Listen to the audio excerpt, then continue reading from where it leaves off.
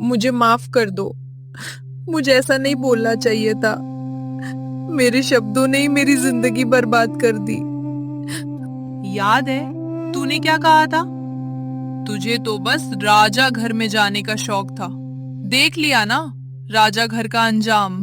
हाँ, मैंने गरीब का मजाक उड़ाया, लेकिन आज उसी गलती की सजा मिल रही है। दोस्तों, पूरी कहानी जानने के लिए वीडियो पूरा देखिए। एक छोटे से गांव में एक गरीब लेकिन इज्जतदार पिता अपनी दो बेटियों के साथ रहता था। बड़ी बेटी कविता, जिसे अपने रूप और अक्ल पर बहुत घमंड था, और छोटी बेटी सरिता, जो सीधी सादी, मासूम और दिल की बहुत अच्छी थी। समय के साथ दोनों बहनों का स्वभाव और भी अलग होता गया। जहां कविता हर बात में खुद को सबसे बड़ा समझती, वहीं सरिता हर किसी की मदद करने में विश्वास रखती थी। लेकिन किस्मत ने उनके लिए कुछ ऐसा लिख रखा था जो उनकी जिंदगी पूरी तरह बदलने वाला था। मैं इस गांव में नहीं रहूंगी। मैं तो किसी बड़े और अमीर घर में ही जाऊंगी, जहां लोग मेरी इज्जत करें। दीदी, इज्जत पैसे से नहीं, अच्छे व्यवहार से मिलती है। तू मुझे सिखाएगी? पहले खुद को देख। बस करो तुम दोनों। याद रखना, घमंड इंसान को नीचे गिरा देता है। पिता की ये बात कविता ने नजरअंदाज कर दी, लेकिन बहुत जल्द उसे इस बात का असली मतलब समझ आने वाला था। समय बीतता गया और एक दिन पिता ने दोनों बेटियों की शादी तय कर दी। गांव में दो रिश्ते आए। पहला रिश्ता एक बहुत अमीर घर से, जहां सोना चांदी, नौकर चाकर और बड़ी हवेली थी, और दूसरा रिश्ता एक गरीब किसान का, जिसके पास बस थोड़ी सी जमीन और सच्चा दिल था। कविता ने बिना सोचे अमीर घर चुन लिया और सरिता ने चुपचाप गरीब किसान का हाथ थाम लिया।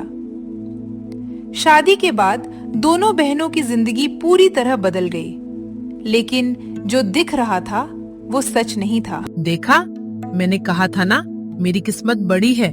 अब मैं रानी बनकर रहूंगी। दीदी, बस खुश रहना, यही सबसे बड़ी दौलत है। भगवान दोनों बेटियों को खुश रखना। कविता की शादी को कुछ ही दिन हुए थे।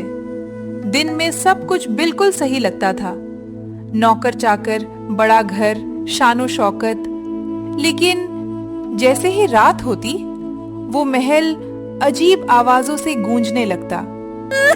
कभी किसी के रोने की आवाज, तो कभी किसी के चलने की।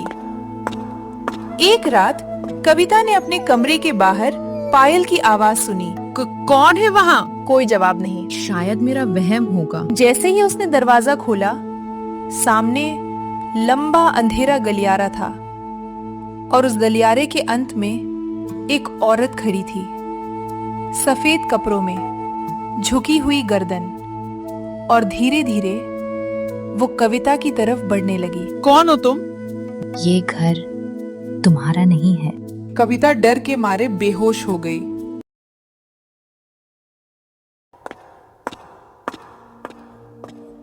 अगली सुबह जब उसकी आंख खुली तो सब कुछ फिर से सामान्य था। लेकिन उस रात के बाद कविता समझ चुकी थी कि इस महल में कुछ बहुत बड़ा राज छुपा है।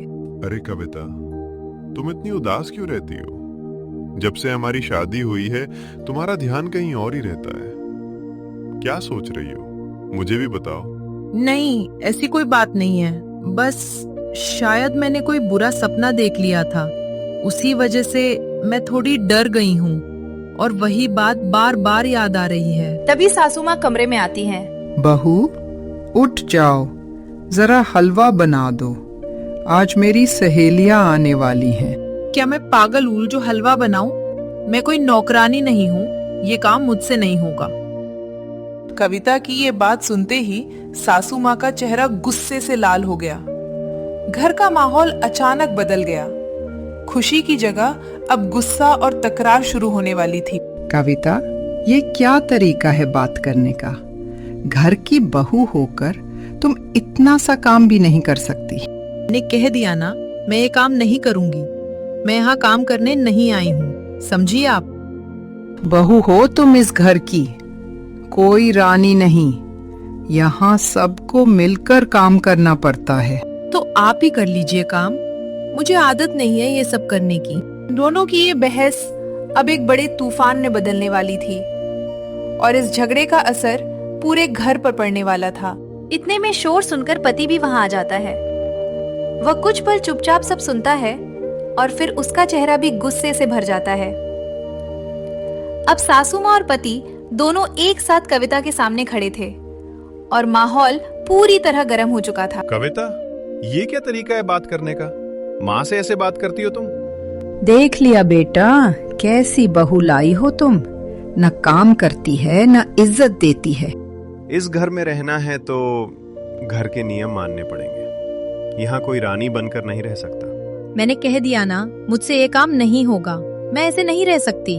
तो फिर याद रखना, इस घर में घमंड ज्यादा दिन नहीं चलता। तीनों के बीच ये टकराव अब एक ऐसे मोड़ पर पहुंच चुका था जहां से कविता की जिंदगी पूरी तरह बदलने वाली थी। उधर जहां एक तरफ कविता का घर झगड़े और घमंड से भर चुका था, वहीं दूसरी तरफ सरिता अपनी छोटी सी दुनिया में खुश थी। उसका पति रघु भले ही गरीब था, लेकिन दिल का बहुत सच्चा और मेहनती इंसान था।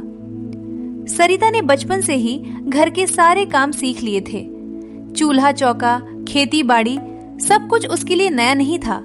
इसलिए उसने कभी लालच नहीं किया और खुशी खुशी एक गरीब भर को अपना लिया। दोनों सुबह से शाम तक खेतों में मेहनत करते, पसीना बहाते और जो मिलता उसी में खुश रहते।